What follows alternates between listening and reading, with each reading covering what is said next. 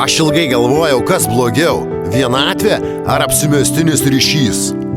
Ilgai svarsčiau, ar tylūs vakarai yra blogesni už priverstinį pokalbį su tuo, kuris tavęs net nesiklauso. Bet dabar žinau, geriau vienam, geriau tyla negu tuščias triukšmas. Geriau savo mintis nei kito abejingumas.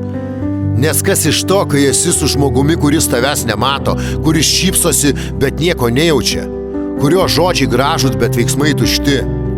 Tokia meilė, draugystė, toks ryšys, tai lyg būti kambarį pilname žmonių ir vis tiek jaustis vienišam.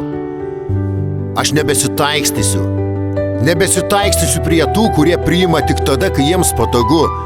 Nebeaukosiu savęs vardan to, kad tik nebūčiau vienas, nes vienatvė nėra siaubas. Ji pasirinkimas, ji ramybė, ji laisvė būti savimi. Kartais reikia išmokti pasakyti ne, netgi tam, kas atrodo pažįstama. Kartais svarbiau išsaugoti orumą, nei tenkintis trupiniais. Ir taip, aš renkuosi vienatvę, kol atsiras kas nors, kas vertins ne tik mano buvimą, bet ir mano tylą. Kažkas, kam nebereikės vaidinti. Kažkas, kam mano širdis nebus tik laikina stotelė. Kol kas geriau vienam. Nes aš vertas daugiau nei pusę tiesos, pusę jausmų, pusę buvimo.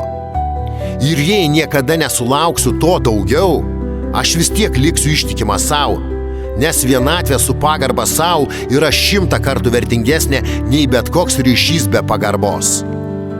Real Dreams.